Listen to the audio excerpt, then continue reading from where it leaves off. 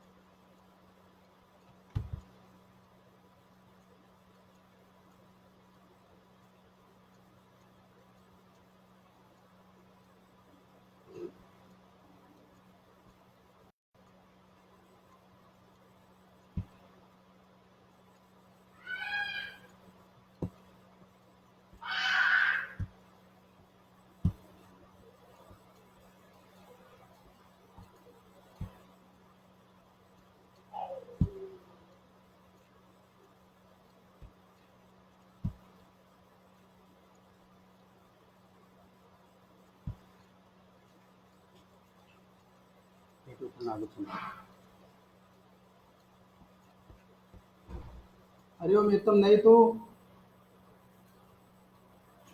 एवं करिष्ये तो हम किदन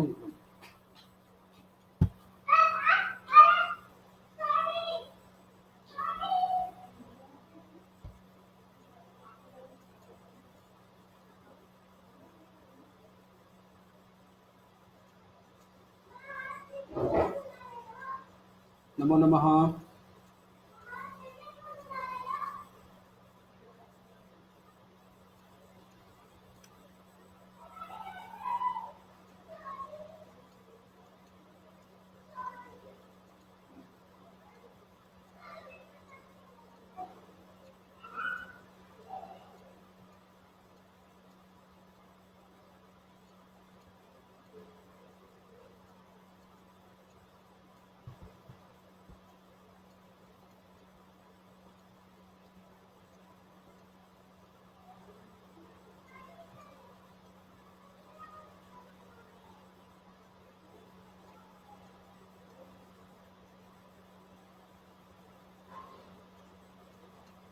हरि ओम।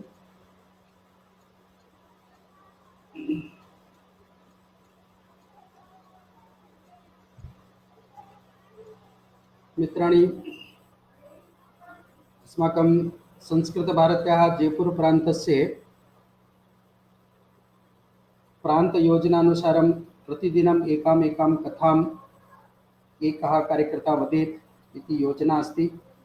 तस्यां योजनायाम् अद्य अहं महर्षि अगस्त्य विषये एकां कथां श्रावयितुम् इच्छामि। महर्षि अगस्त्यस्य कालः भगवता रामः तस्य अवतारकालात् पूर्वतनी कथा एषा। आगच्छन्तु भवन्तं किञ्चित् कालनिमित्तं तस्मिन् काले नयामि। तस्मिन् काले भारतवर्षस्य का स्थितिः आसीत् वयं पश्यामः। इदानीं यथा प्रदेशानां नामानि सन्ति तथा तदा न आसन्। तदा भारतस्य नाम आर्यावर्तम् आसीत्। पौण्ड्रदेश, मद्रदेश, अवंती, गांधार, माहिष्मती, किष्किंधा, पांडे, लंका, कुंतल, मालवा एतादृशानि प्रान्तानां नामानि आसन्। तत्र विभिन्नाः नृपः राजानः आसन्। तेषां भिन्नभिन्नशासनं चलति स्म। यस्य यथा बलं तादृशं तस्य क्षेत्रं भवति स्म।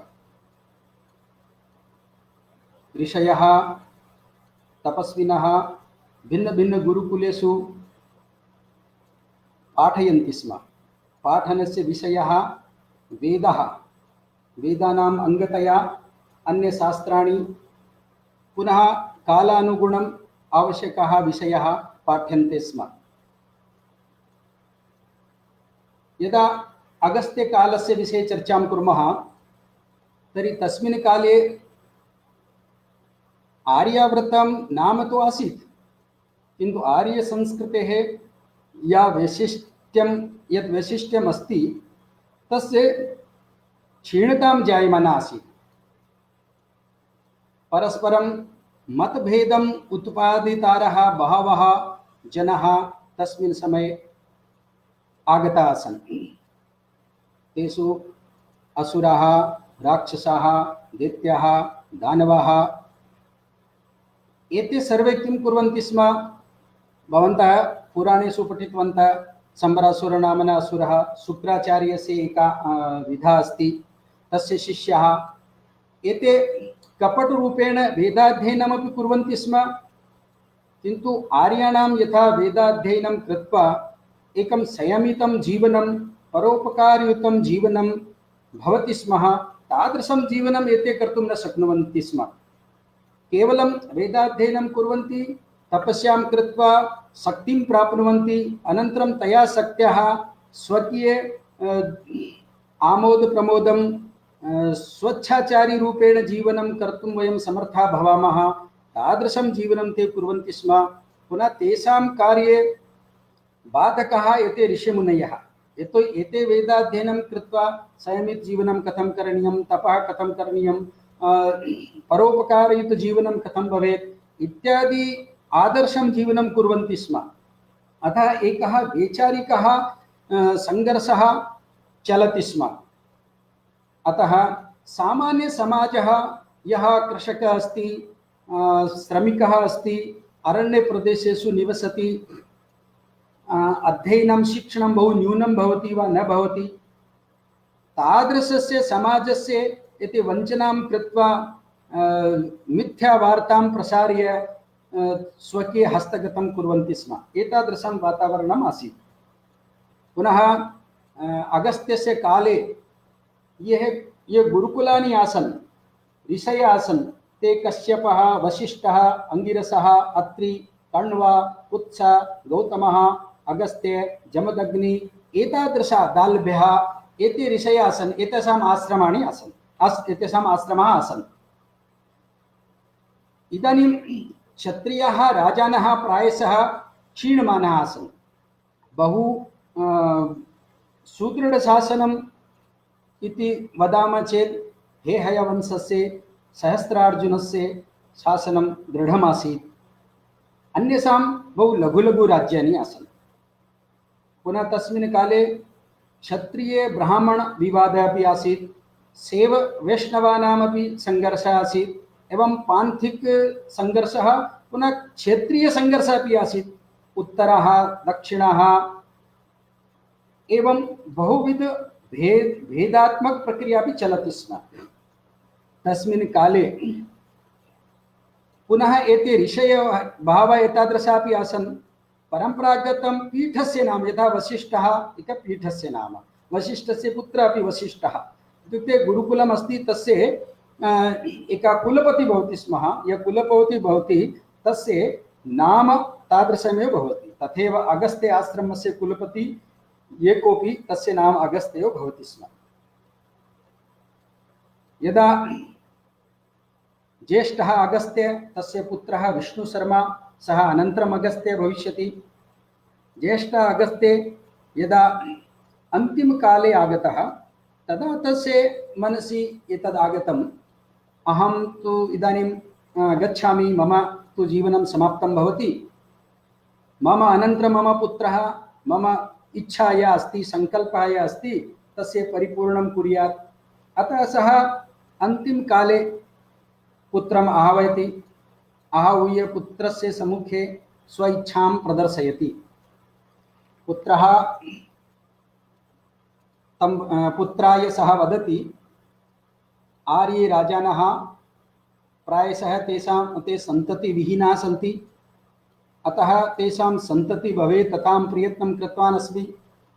पुनः क्षत्रिय ब्राह्मण मध्ये संघर्षः अस्ति, वर्णसंघर्षः, तत्र समन्वयं कर्तुं ब्राह्मण क्षत्रिय सन्तति पुनः तस्य रक्षणं पोषणम् अहम् आरब्धवान् अस्मि। अतः भवान् वचनं ददातु, संकल्पं करोतु, मम आरब्धानि कार्याणि भवान् सम्यक् चालिष्यति। तदा एषः विष्णुशर्मा, यः अग्रे अगस्त्य भविष्यति, सः पितुः सम्मुखे संकल्पं करोति, अहं भारतस्य एकीकरणं करिष्यामि, छात्र ब्रह्म संततिं संवर्धयिष्यामि, आर्य संस्कृतिं वर्धयिष्यामि। एवं सः संकल्पं कृत्वा पितुः सेवां करोति। तस्मिन् समये ये राक्षसः, दैत्याः, दानवाः एतेषां दक्षिणतः प्राबल्यम् आरब्धं, शनैः शनैः ते उत्तरं प्रति आगच्छन्तः सन्ति। बहुषु प्रदेशेषु ते जयं प्राप्तवन्तः।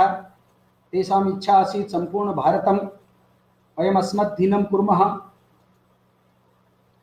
ते गोदावरीपर्यन्तम् आगताः। अग्रे विदर्भप्रदेशः तेषां मध्ये अस्ति। पुनः असुराणां तस्मिन् समये राजा अस्ति इल्वल नामकः, इल्वलः। सः सम्बरासुरस्य गुरुकुले पठितवान् आसीत्। शुक्राचार्य तस्य गुरु। शुक्राचार्ये पुनः सम्बरासुरस्य एका विद्या प्रसिद्धा आसीत्, मृतसञ्जीवनी विद्या। भवन्तः देवयानी, कच्छ इत्यादि आदि कथा कदाचित् श्रुतवन्तः स्युः। तत्र एषः प्रसङ्गः आगच्छति। मृतसञ्जीवनी विद्या शुक्राचार्य द्वारा बृहस्पतिपुत्रः कच्छ पठित्वा आगच्छति स्म। तां विद्याम् असुराः जानन्ति स्म। अतः एषः इल्वलः किं करोति स्म, एषः विभिन्नप्रसङ्गेषु ऋषिमुनीन् ब्राह्मणान् आह्वयन्ति स्म। आह्वय भोजनं कारयति। भोजने सः दर्शने तु शाकानि सात्विक भोजनम् एव भवति स्म, किन्तु मायारूपं तादृशं। वस्तुतः अन्ते मांसः भवति स्म। तत्र सः मांसं तस्य अनुजः वातापि नामकः, तस्य अनुजः भ्राता, तं सः अजम् इति मायया कृत्वा तस्य मांसनं कृत्वा मांसं भोजने नियोजयति। ब्राह्मणान् भोजनं कारयित्वा अनन्तरं सः आह्वानं करोति, वातापि आगच्छ। पुनः मृतसञ्जीवनी विद्यया सः वातापिनं पुनः जीवितं करोति। तदा वातापि ब्राह्मणानां ऋषिमुनीनाम् उदरं विदीर्य बहिः आगच्छति, तेषां मरणं भवति। पुनः सः वदति, पश्यतु एते ब्राह्मणाः भ्रष्टाः, एते ऋषयः भ्रष्टाः, एते मनुष्यमांसं खादितवन्तः इति निन्दनमपि करोति स्म, तेषां मारणमपि करोति स्म। विन्ध्याचलस्य परितः ये वनमस्ति, तस्य दुर्गमं प्रदेशः तु अस्ति एव। तत्र सः मायावी रूपं धृत्वा ऋषीणां गुरुकुले प्रवेशं कृत्वा तत्र ये असावधानाः बटवः, ब्रह्मचारिणः, अन्यशिष्याः, महिलाः, तेषाम् अपहरणं कृत्वा मानभङ्गं करोति स्म, मारयन्ति स्म। एकः कण्व नामकः प्रसिद्धः आचार्यः, सः एकस्य गुरुकुलस्य कुलपतिः, तस्य अपहरणम् एषः कृतवान्। सः मारितुं प्रयत्नमेव कृतवान्, किन्तु कथञ्चित् अन्ये शिष्याः आगता, ते तं रक्षितवन्तः। एवं उत्तरदेशीयाः वा यत्र यत्र प्रभाविनः गुरुकुलाः आसन्, ततः शिष्यान् ऋषिमुनीन् अपहर्य सः प्रताडनं करोति स्म। तस्मिन्नेव समये एकः प्रसङ्गः इतोपि जातः आसीत्।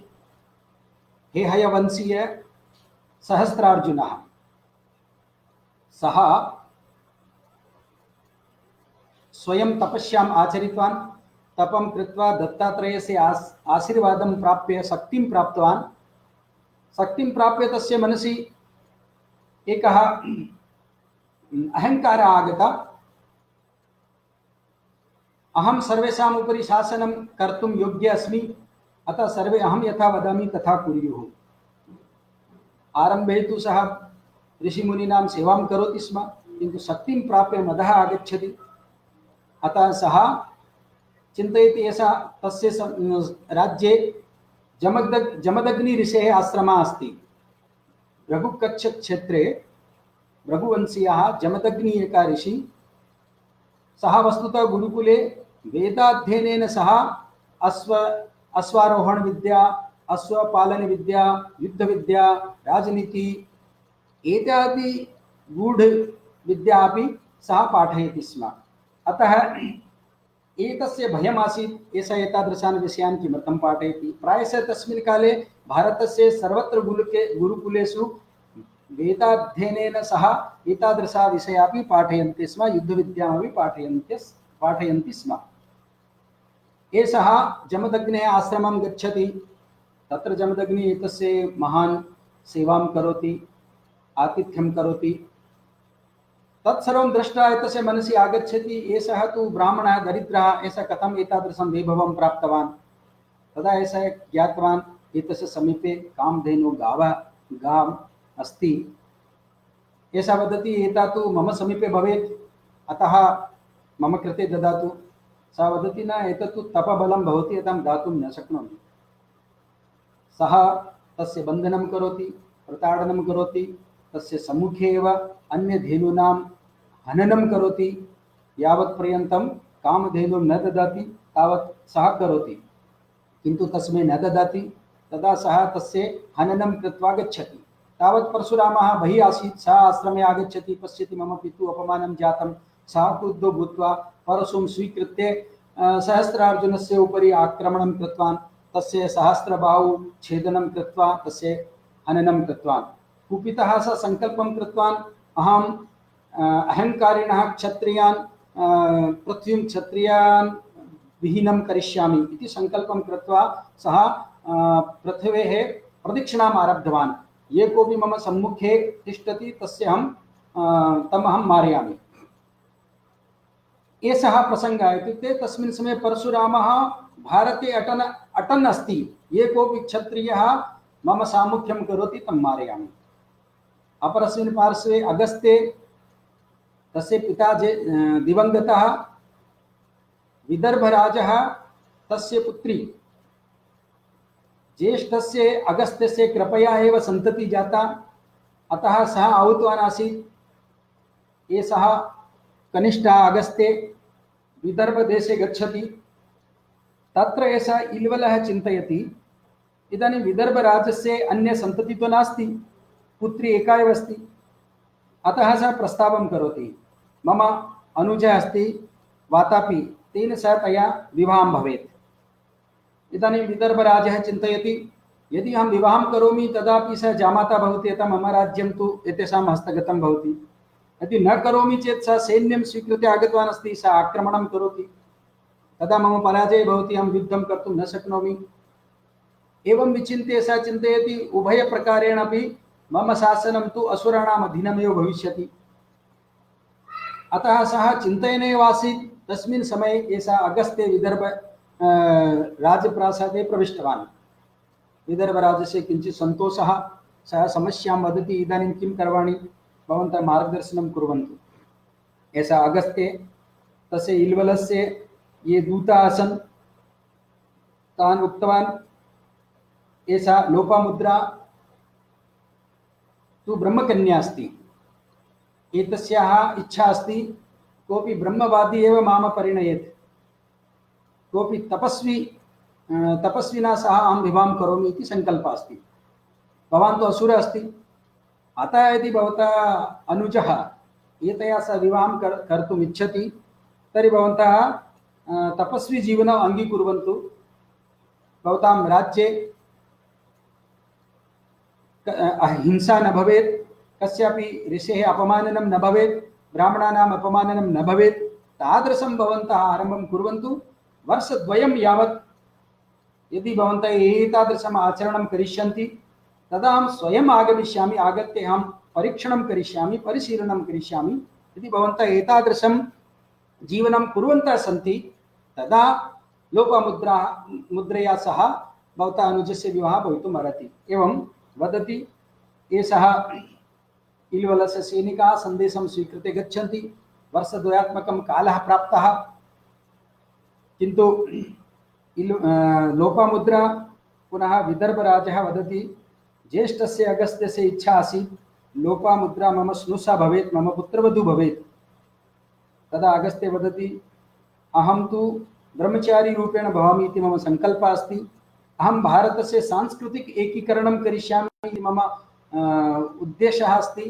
अतः अस्मिन् क्षेत्रे अस्मिन् समये अहम् एतत् कार्यं कर्तुं न शक्नोमि।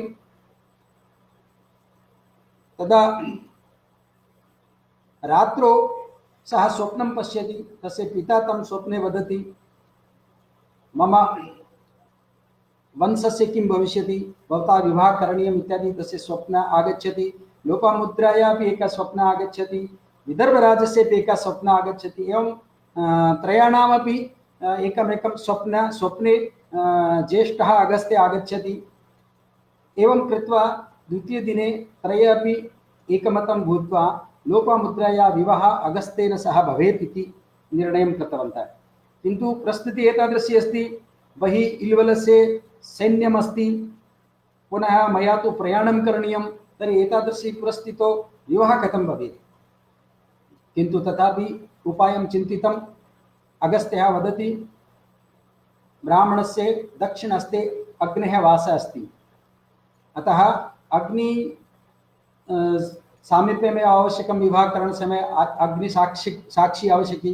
अतः सः लोपामुद्राया हस्तग्रहणं कृत्वा सप्तपदानि चलितवान्, सप्तमन्त्रान् उच्चारितवान्। एवम् उक्त्वा वदति, इदानीं सप्तपदी जातम्, अग्नेः साक्ष्यम् अभवत्, एषा इतः आरभ्य मम पत्नी इति उक्त्वा ततः प्रस्थानं करोति। विदर्भराजं वदति, एषः रहस्यं कुत्रापि उद्घाटितः न भवेत्, यदा समयः आगमिष्यति तदा उद्घाटितः भविष्यति इति उक्त्वा सः अगस्त्ये प्रयाणं करोति। तावता सः सूचनां प्राप्नोति, परशुरामः सहस्रार्जुनस्य हननं कृतवान् अस्ति। तदा तस्य मनसि खेदः जातः। अहं तु भारतस्य आर्यावर्तस्य राजानाम् एकीकरणार्थं, सांस्कृतिक एकीकरणार्थं प्रयतता अस्मि, किन्तु परशुरामः यथा राजान हनति, तर्हि अहं कथं केषाम् एकीकरणं करिष्यामि इति विचिन्त्य सः किं कर्तव्य विमूढः अभवत्। तदा सः विष्णोः उपासनां कृतवान्। अगस्त्यस्य विषये अहम् इतोपि वदामि। अगस्त्यः अग्नि उपासकः अस्ति। सः अग्निं सिद्धं कृतवान्। सः कदापि अग्निमाध्यमेन केनापि सह वार्तां कर्तुं शक्नोति। तस्य आश्रमे सर्वेपि देवाः रक्षकरूपेण तिष्ठन्ति स्म। सः येन सह वार्तां कर्तुम् इच्छति तं देवं प्रकटीकृत्य सः वार्तां कर्तुं शक्नोति। तादृशं तपसामर्थ्यं तस्य आसीत्। इदानीं सः विष्णोः साक्षात्कारं करोति। भगवान् विष्णु तस्य सम्मुखे आगच्छति, पुरतः आगच्छति। एषः वदति, भगवन् भवतः अंशावतारः परशुरामः आर्यावर्तस्य नृपान् हनन् अस्ति। मम दायित्वम् एतद् एकीकरणस्य अस्ति। इदानीं मया किं करणीयम्? आवयोर्द्वयोपि विपरीतम् आचरणं कथं शक्यं? तदा विष्णुः वदति, एतद् विपरीतं मा चिन्तयतु। भवतः कृते भवान् चिन्तयतु, स्वयं कृषकः अस्ति।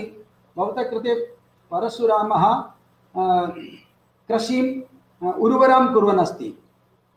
अतः ये ये राजानः अभिमानिनः सन्ति, ते एतद् विभेदं जनयन्ति। क्षत्रियः ब्राह्मणः एतद् विभेदकारिणः सन्ति, तेषामेव हननं करिष्यति। तत्र ब्रह्मक्षत्र समन्वय निमित्तं ये उत्तमः जनः अस्ति, तं नृप इति कृत्वा भवान् तत्र बीजारोपणं करोतु। एवं कृत्वा एकं सङ्घटनं भवान् कर्तुं शक्नोति। भवतः अग्रे अग्रे परशुरामः भवतः कृते व्यवस्थां कुर्वन् अस्ति, भवान् पृष्ठे पृष्ठे एव भवतु, व्यवस्थां करोतु इति मार्गदर्शनं करोति। तदा अगस्त्य वदति, मम सामर्थ्यं कथम् एतादृशं स्याद्वा? तदा विष्णुः तस्मै धनु शस्त्राणि विभिन्न ददाति। पुनः वदति, ये केपि मम शस्त्रास्त्राणि सन्ति, ते सर्वेपि इदानीं भवतः अधीनं भविष्यन्ति। अतः भवान् यदा कदापि उपयोगं कर्तुं शक्नोति। पुनः सः वदति, इल्वलः मायाविद्यया सर्वं नाशयन् अस्ति, तस्य प्रतिकारः कः? तदा विष्णु वदति, एतस्य उपायः शिवः वक्तुं शक्नोति। अतः भवान् महादेवं प्रसन्नं करोतु, सः वदिष्यति।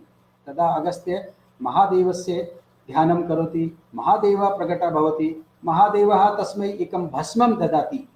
तद् भस्मं यदा सः उपयोगं करोति तदा ज्ञानं भवति मायारूपं के के धृतवन्तः तेषां वास्तविकं रूपम् आगच्छति। तदा अगस्त्य वदति भगवन् मया आभारते सांस्कृतिकम् एकीकरणं करणीयमस्ति, तर्हि सर्वत्र संस्कृतभाषायाः उपयोगः नास्ति, यत्र प्रादेशिकभाषा अस्ति ताम् अहं न जानामि, तर्हि तत्र कथं कार्यं करिष्यामि। तदा शिवः वदति चिन्ता मास्तु, अहं भवन्तं पाठयिष्यामि। अतः शिवः अगस्त्यस्य कृते सर्वापि भाषाः हृदयङ्गता कारिता। एवं अगस्त्यः शिवः पुनः विष्णुश्च साक्षात्कारं कृत्वा ततः प्रस्थानं करोति। सः भिन्नभिन्नप्रदेशेषु गच्छति, राज्ञः मिलन्ति, जनाः पृच्छन्ति, राजानः पृच्छन्ति महर्षि परशुरामेण रक्षणस्य कः उपायः। तदा एषः वदति इदानीं परशुरामस्य घोषणा अस्ति, वातुकोऽपि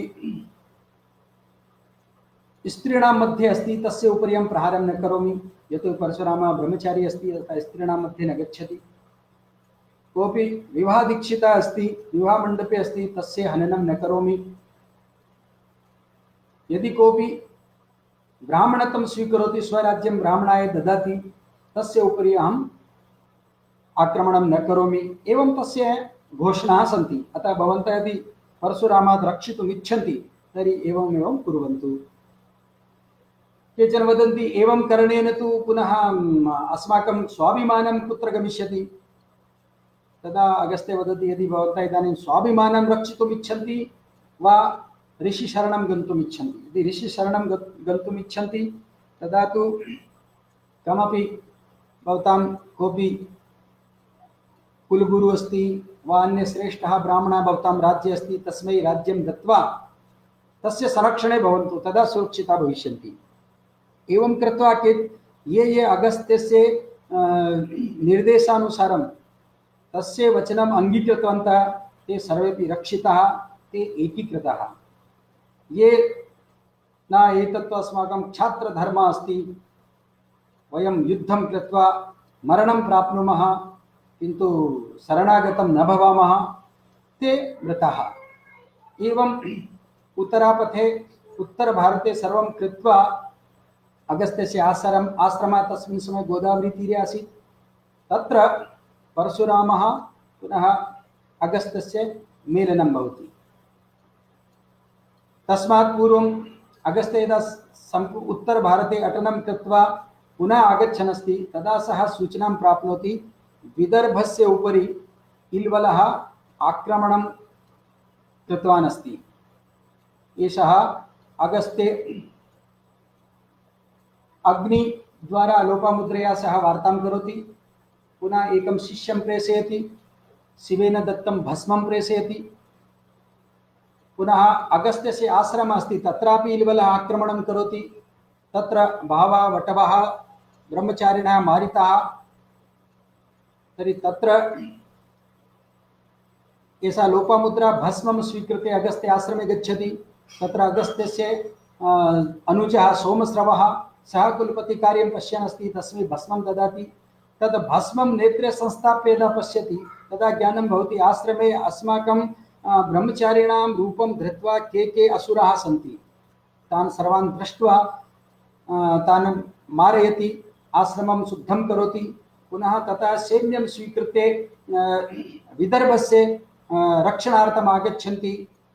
अत्र विदर्भस्य इल्वलसैन्यात् रक्षणम् अगस्त्यस्य सैन्यं करोति। एवं कृत्वा पुनः अगस्त्येपि अगस्त्य आश्रमं प्राप्नोति, लोपामुद्रा अपि तत्र अस्ति, परशुरामः अपि आगच्छति। इदानीं परशुरामः पुनः अगस्त्ययोः संवादः भवति। अगस्त्य वदति एकं रहस्यं प्रकटयामि, सर्वेषां सम्मुखे सः वदति लोपामुद्रा मम पत्नी अस्ति, विवाहः तत्र जातः, इदानीम् अद्य सर्वेषां सम्मुखे करोमि। तत्र आश्रमे विवाहः भवति लोपामुद्राया मुद्रया पुनः अगस्त्यस्य। परशुरामः वदति महर्षि इदानीम् उत्तरभारतस्य एकीकरणं जातं, दक्षिणभारतस्य प्रयाणं करणीयं। तदा अगस्त्य वदति भगवन् इदानीं दक्षिणभारते क्षत्रियराजानः न सन्ति, तर्हि भवता तु अत्र कार्यं नास्ति। भवान् कश्यपमुनिना कृते पृथ्वीं 21 वारं क्षत्रियाणां विहनं कृत्वा दानं कृतवान् अस्ति, अतः इदानीं भवान् कुत्र वासं करिष्यति।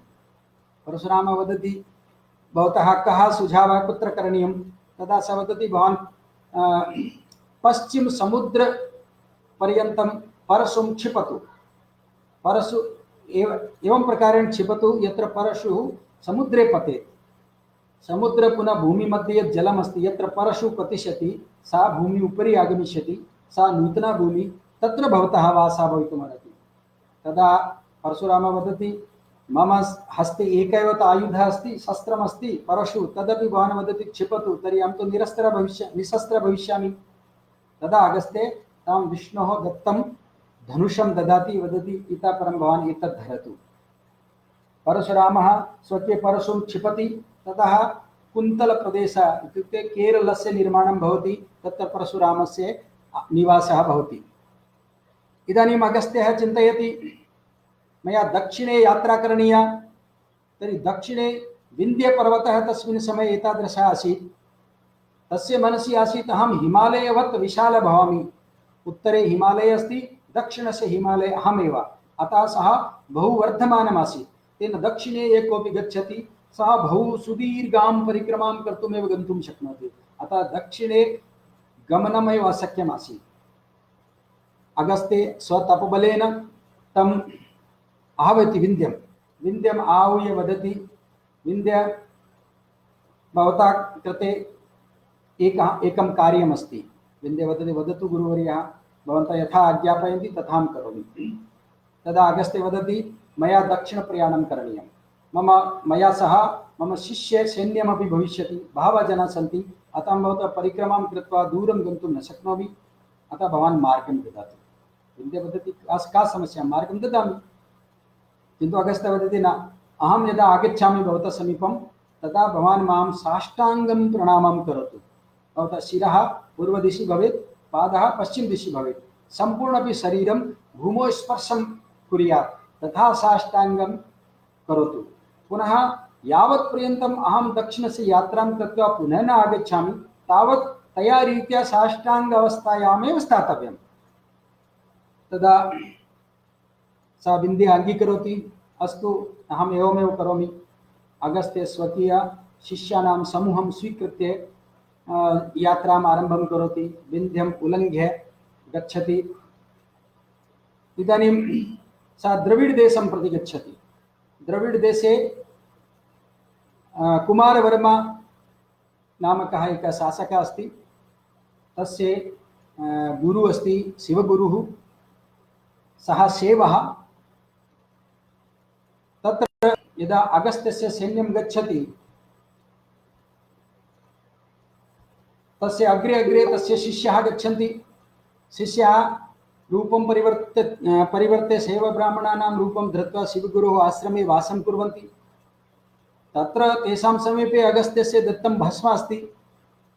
ते पश्यन्ति शिवगुरोः पाकशालायां वट्वानां रूपं धृत्वा असुराः सन्ति, ते मांसं मेलयन्ति भोजने, पुनः विषप्रयोगं कुर्वन्ति, पुनः सर्वत्र दुष्प्रचारः अस्ति। ग्रामेषु वनवासी ग्रामेषु एषा प्रचारः अस्ति, अगस्त्य नामकः एकः आर्य ऋषि आगच्छति, सः सर्वान् मारयन् अस्ति, दूषयन् अस्ति, प्रताडयन् अस्ति इत्यादि इत्यादि। सर्वे अगस्त्य नाम्ना भीताः सन्ति। एतो द्वौ शिष्यौ शिवगुरु आश्रमे वसतः तत्र एकः गजः विषप्रभावेण प्रभावे जातः। एते तस्य विषौषधं कृतवन्तः। तदा शिवगुरु प्रभावितः, तेषां परिचयं प्राप्तवान्। तदा एते अगस्त्यस्य वास्तविकं स्वरूपं लक्ष्यं वदन्ति। तदा शिवगुरु वदति एवमस्ति चेत् अस्माकं राजा कुमारवर्मापि साहाय्यं कर्तुम् इच्छति। तदा अगस्त्य आगच्छति, कुमारवर्मणा सह मिलति। कुमारवर्मा अहं भवतः साहाय्यं करोमि, सह भवामि इति आशयं ददाति, वचनं ददाति। पुनः इलवलः सूचनां प्राप्नोति, अगस्त्य मम प्रदेशं प्रति आगच्छन् अस्ति, सः सूचनां प्राप्तवान् अस्ति, सहस्रार्जुन सदृशं बलवान् राजानमपि एते मारितवन्तः, सम्पूर्ण उत्तरम् एकीकृतवन्तः। इदानीं मम राज्यस्य उपरि एतस्य दृष्टिः अस्ति, किन्तु किं करवाणि? अगस्त्य एकं सन्देशवाहकं प्रेषयति। तस्य मणिमति इति राजधान्याः नाम अस्ति। इल्वलस्य राजधान्याः नाम अस्ति मणिमति। तत्र सः बहिः एव तस्य समूहः तिष्ठति, अगस्त्यस्य शिष्यसमूहः। पुनः एकः सन्देशवाहकः गच्छति, गत्वा इल्वलाय सूचयति महर्षि अगस्त्य आगच्छति। किमर्थम् आगच्छति? भवन्तः राज्ये वचनं दत्तवन्तः वर्षद्वयं वयम् आर्यजीवनं करिष्यामः। तर्हि अगस्त्य इदानीं द्रष्टुम् आगतवान् अस्ति, भवन्तः कीदृशं जीवनं करोति तद् दृष्ट्वा निर्णयं करिष्यति। इदानीम् इल्वलः चिन्तयति एषः उत्तमः अवसरः अस्ति, अगस्त्यम् अहं मारयामि। तर्हि सः अगस्त्यस्य स्वागतं कर्तुम् अग्रे आगच्छति। आगत्य स्वागतं करोति, स्वराजधान्यां नयति, नीत्वा तत्र सम्यक् स्वागतम् उपायनानि ददाति। पुनः निवेदनं करोति, भगवन् भवन्तः श्रेष्ठपुरुषाः अत्र समागताः सन्ति, मम पितुः श्राद्धकार्यमस्ति, भवन्तः पितृस्थाने स्थानम् अङ्गीकृत्य माम् उपकुर्वन्तु। तदा तस्य मनसि एवं योजना आसीत्, अहं श्राद्धनाम्ना अगस्त्यं मम अनुजस्य मांसं भोजयामि, पुनः मृतसञ्जीवनी विद्या आह्वानं कृत्वा अगस्त्यं मारयामि। एतां वञ्चनां सः बहुभिः सह कृतवान् आसीत्। एतेन सह अपि करोमि इति मत्वा सः कपटजालं रचितवान् आसीत्। किन्तु अगस्त्य तु तपस्वी अस्ति, सः तु सर्वं जानाति, ज्ञातवान् तस्य कपटम्। अतः अगस्त्य वदति, अहं भवतः प्रस्तावम् अङ्गीकरोमि, किन्तु मम केचन नियमाः सन्ति। के नियमाः? प्रथमं तु अहं यदा भोजनार्थम् उपविशामि तर्हि यद् मम रुचिकरं भवति तद् अहं सङ्केतं करोमि, तदेव मम कृते परिवेशितव्यम्। यावत् पर्यन्तम् अहं सन्तुष्टः न भवामि तावत् तदेव पदार्थं मम कृते परिवेशनीयं, न वक्तुं न शक्नोति। द्वितीयं, यावत् पर्यन्तं श्राद्धकार्यं समाप्तं न भवति तावत् पर्यन्तं भवान् मम सम्मुखात् गन्तुं न शक्नोति, अत्र एव उपविशतु। तृतीयं, सर्वेपि मौनेन भविष्यन्ति, यावत् पर्यन्तं भोजनं समाप्तं न भवति तावत् केऽपि न वदिष्यन्ति। एतत् सः नियमत्रयं कृतवान्। इल्वलः अङ्गीकृतवान्, अस्तु अङ्गीकारः अस्ति। सः स्वशिष्यान् तस्य सैनिकानां रूपं धारयित्वा उक्तवान्, भवन्तः ध्यानं कुर्वन्तु, एषः अनुजस्य मांसं कस्मिन् पदार्थे मेलयति तद् भवन्तः मां सङ्केतेन सूचयन्तु। अन्यशिष्यान् उक्तवान्, अहं यं वदामि एतत् पदार्थं मम कृते, तं पदार्थं भवन्तः मा खादन्तु, अन्यं खादन्तु। एवं ते योजनां कृत्वा अग्रिमदिने इदानीं भोजनस्य आरम्भः भविष्यति। अगस्त्यस्य शिष्याः तस्य पाकशालायां नियुक्ताः अभवन्। पुनः वातापितस्य अनुजः तेन सह पृष्ठे आसन्, एकः इल्वलस्य पृष्ठे आसीत्। एवं कृत्वा ते ज्ञातवन्तः इल्वलः तं वातापिनम् एकं गुप्तस्थाने नीत्वा तस्य हननं कृत्वा, तस्य शिरोच्छेदनं कृत्वा तस्य मांसं, तस्य अपूपानां निर्माणं करोति। कृत्वा अनन्तरं परिवेशनार्थम् आगच्छति। तदा शिष्याः सङ्केतं कुर्वन्ति, अपूपः एते तादृशं निर्मितम् अस्ति। यदा अगस्त्यः सङ्केतं करोति, एते अपूपा एव मम कृते परिवेशयन्तु। इल्वलः बहु प्रयत्नं करोति, अन्येषां कृते परिवेशयामि, सः वदति न, तर्हि अहं मध्ये उत्थाय गच्छामि, भवतः पितुः श्राद्धनष्टं भवति। तदा सः अङ्गीकरोति, अस्तु। इदानीं सर्वेपि अपूपाः, वातापिना मांसेन निर्मिताः अपूपाः सर्वेपि अगस्त्येन खादिताः। सर्वं खादित्वा इदानीम् इल्वलः चिन्तयति, इदानीम् एषः खादितवान्, अहं मृतसञ्जीवनी विद्यायाः उपयोगं करोमि, आह्वानं करोमि, तदा उदरं विदीर्य सः वातापि आगमिष्यति। तदा सः उच्चैः अट्टहासं करोति, पुनः अगस्त्यं वदति। एतः पूर्वं तु सः बहु विनम्रेण वदन् आसीत्, इदानीं सः भिन्नमेव रूपं दर्शयति। रे दुष्ट ऋषि, इदानीं भवतः मरणं भविष्यति, इदानीं मृत्सञ्जीवनी विद्यया उपयोगं करोमि, भवतः उदरात् मम अनुजः वातापि आगमिष्यति, भवान् तं खादितवान् अस्ति। तदा अगस्त्य स्वकीय उदरस्य उपरि हस्तं स्पर्शं कृत्वा अनन्तरं वदति, वातापि जीर्णा भव, वातापि जीर्णा भव, वातापि जीर्णा भव, एवं त्रिवारं सः घोषं करोति। अनन्तरम् एकम् उद्गीरं करोति, डकार करोति, कृत्वा वदति, अस्तु इदानीं भवान् भवतः मृतसञ्जीवनी विद्यया उपयोगं करोतु। सः बहु प्रयत्नं करोति, मन्त्रान् वदति, किन्तु तस्य वातापि न तु जीर्णं जातम्। इदानीं बहिः न आगच्छति। तदा सः कुपितः, सः मारितुं खड्गं धरति, प्रहारं कर्तुम् उद्यतः भवति अगस्त्यं मारितुम्। अगस्त्यः तं मन्त्रप्रयोगेन तत्रैव मारयति, स्तम्भयति, तस्य शिष्यः तस्य शिरोच्छेदनं करोति। एवम् इल्वलः पुनः वातापिनः मरणं भवति। वातापिनः इल्वलस्य एकः सेनापति, सः पूर्वमेव ज्ञातवान्। अतः सः सैन्यं स्वीकृत्य दूरं द्वीपेषु असुराः निवसन्ति स्म, माली सुमाली एतादृशाः असुराः निवसन्ति स्म। कालकेयाः, यथा कालनेमि कूटनेमि एतादृशानि नामानि, ते कालकेयाः समुद्रस्य अन्ते द्वीपाः आसन्, तत्र ते निवसन्ति स्म। तत्र सः सहायार्थं गच्छति, वार्तां वदति, इदानीम् इल्वलः वातापिनः मरणं जातम्, इदानीम् असुराणां रक्षकः कः? तर्हि ते पूर्णिमाया रात्रौ ग्रामेषु आगच्छन्ति, आगत्य सर्वान् वदति, अगस्त्य आगमिष्यति, मारिष्यति, एवं करिष्यति। पुनः यूनाम् अपहरणं कृत्वा नयन्ति समुद्रे, तेषां सैन्यनिर्माणं कुर्वन्ति। अगस्त्य सूचनां प्राप्नोति, एवं यूनाम् अपहरणं जायमानमस्ति।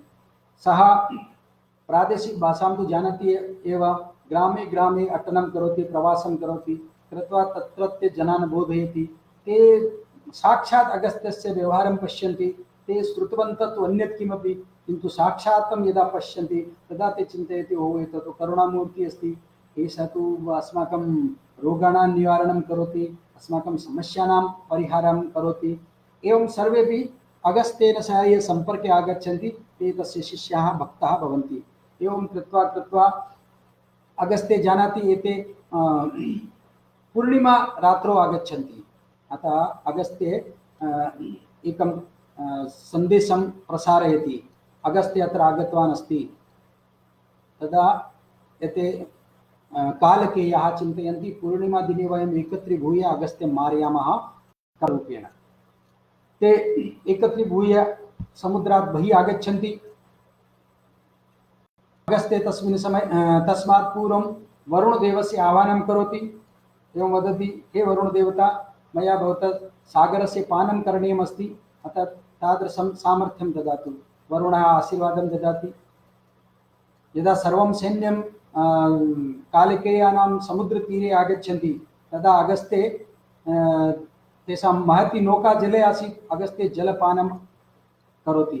यदा सम्पूर्णं जलं सः पिबति, न तेषां नौका मृत्तिकायाम् अधः गच्छति, ते उन्मुक्ता, इदानीं कुत्रापि धावितुं न शक्नुवन्ति। अगस्त्य सैन्यम् आक्रमणं करोति, ते सर्वेपि कालकेयाः मारिताः।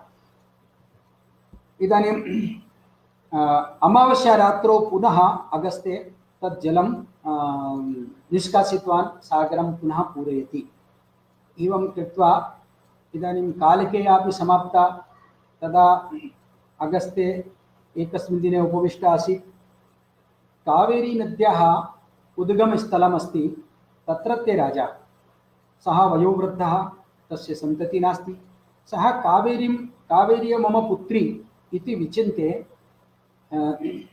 सः स्वप्नं दृष्टवान्, कावेरी मम पुत्री अस्ति, अगस्त्य शिवस्य अवतारः अस्ति, अतः मम पुत्रीं कावेरीम् अहम् अगस्त्याय अर्पयामि, विवाहं करोमि।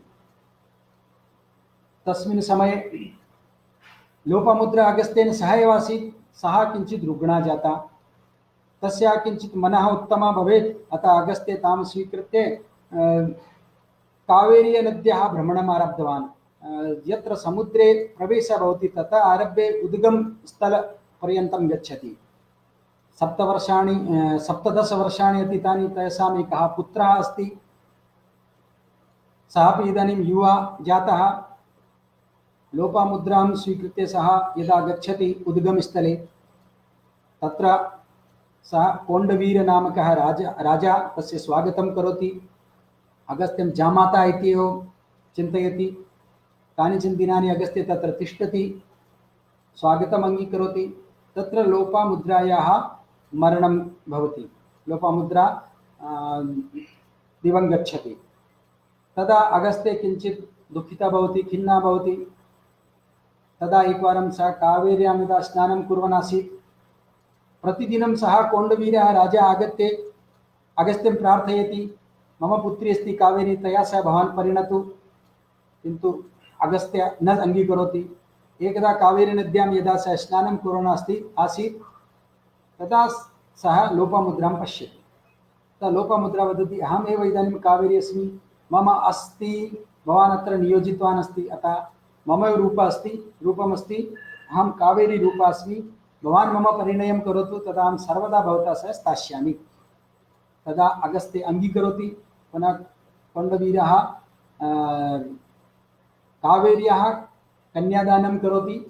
अगस्त्यः एकस्मिन् घटे कावेर्याः जलं पूरयित्वा विवाहं कृत्वा तं स्वीकृत्य इदानीम् अहं मम आश्रमे गच्छामि